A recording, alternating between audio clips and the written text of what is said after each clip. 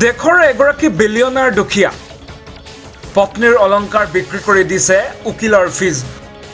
সম্পত্তি বুলিবলৈ মাত্ৰ আছে চিত্ৰ এখন কিমান পৰ্যায়ৰ দুখীয়া দেখিছে আপুনি এতিয়া আপুনি ভাবিছে দুখীয়াৰ আকৌ কি পৰ্যায় থাকে তথাপিও সকলোৱে জানে ভাৰত যেহেতু এখন উন্নয়নশীল দেশ গতিকে ভাৰতত দুখীয়া থকাটো ইমান ডাঙৰ কথা নহয় এনেনো দুখীয়া বিশ্বৰ কোনখন দেশত নাই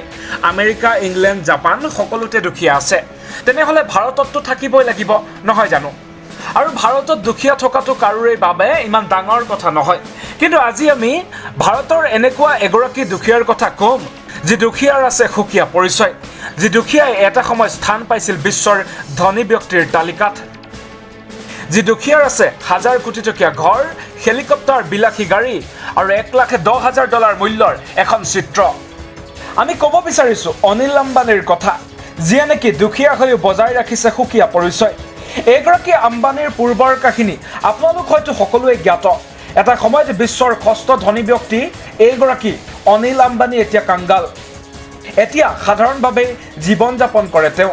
গাড়ী বুলিবলৈ মাত্ৰ এখনেই গাড়ী তেওঁৰ গহনা বিক্ৰী কৰি ভৰিছে তেওঁৰ উকিলৰ ফিজ এয়া তেওঁ নিজ মুখে স্বীকাৰ কৰা কথা ঋণৰ বোজাত ডুবি থকা অনিল আম্বানীয়ে ইউকেৰ এখন আদালতৰ আগত এই ভাষ্য প্ৰদান কৰিলে তিনিটাকৈ চীনৰ বেংকৰ পৰা লোৱা ঋণ সন্দৰ্ভতে আদালতৰ সন্মুখত এই ভাষ্য প্ৰদান কৰিছে অনিল আম্বানীয়ে অনিল আম্বানীৰ ভাষ্য অনুসৰি এই বছৰৰ জানুৱাৰীৰ পৰা জুনৰ ভিতৰত তেওঁ মুঠ 9,90,00,000 টকাৰ গহনা বিক্ৰী কৰিলে আৰু এতিয়া বিকিবলৈ তেওঁৰ ওচৰত আৰু একোৱে মূল্যৱান বস্তু নাই এই মন্তব্যৰ পাছতে আদালতে যেতিয়া আম্বানীক তেওঁৰ বিলাসী বাহনৰ কথা সুধিলে তেতিয়া অনিল আম্বানীয়ে ক'লে মিডিয়াই চলোৱা এইবোৰ অপপ্ৰচাৰ তেওঁৰ ওচৰত হেনো কেতিয়াও ৰ'লছ ৰয়েলছ নাছিলে আৰু বৰ্তমান তেওঁৰ ওচৰত কেৱল এখনেই বাহন আছে এতিয়া আহো মূল কথালৈ 2012 চনৰ ফেব্ৰুৱাৰী মাহত অনিল আম্বানীৰ ৰিলায়েন্স কমে তিনিটাকৈ চীনা বেংকৰ পৰা $700 মিলিয়নতকৈ বেছি ঋণ লৈছিল যাৰ পাৰ্চনেল গেৰাণ্টি আছিল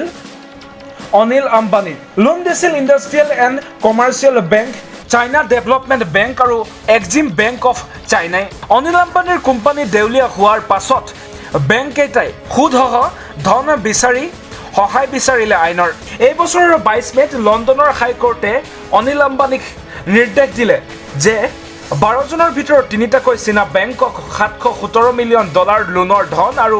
50,000 পাউণ্ড আইনী খৰচ হিচাপে বেংককেইটাক প্ৰদান কৰিব লাগে কিন্তু কোৰ্টে নিৰ্ধাৰণ কৰি দিয়া সময় উকলি যোৱাৰ পাছত ধন উভতাই নিদিয়াৰ বাবে যোৱা 15 জুনত ইণ্ডাষ্ট্ৰিয়েল এণ্ড কমাৰ্চিয়েল অফ চাইনাৰ নেতৃত্বত চীনা বেংককেইটাই অনিল আম্বানীৰ সম্পত্তিৰ তথ্য কোৰ্টত দাঙি ধৰিবলৈ কোৰ্টক আহ্বান জনালে কোৰ্টে যোৱা 24 জুনত বিশ্বৰ বিভিন্ন প্ৰান্তত থকা আম্বানীৰ সম্পত্তিসমূহৰ তথ্য দিবলৈ আদেশ দিলে অনিল আম্বানীক এফিডেভিটত সেই সম্পত্তিসমূহৰ বিষয়ে তথ্য দাঙি ধৰিবলৈ নিৰ্দেশ দিলে এই নিৰ্দেশৰ পিছতে আম্বানীয়ে দিয়া এফিডেভিটত আম্বানীয়ে ক'লে ৰিলায়েন্স ইনোভেঞ্চাৰ্ছক 5 আৰবৰ লোন দিছিল ৰিলায়েন্স ইনোভেঞ্চাৰ্ছক 1,20,00,000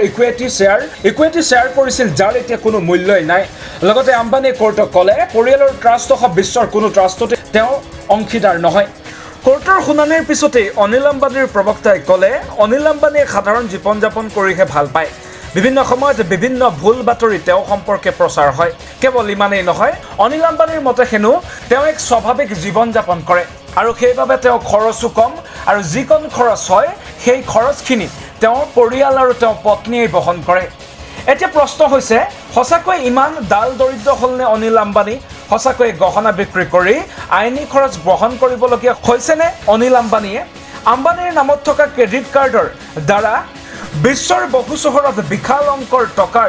শ্বপিং কৰা হৈছে আম্বানীৰ মতে সেইখন হেনো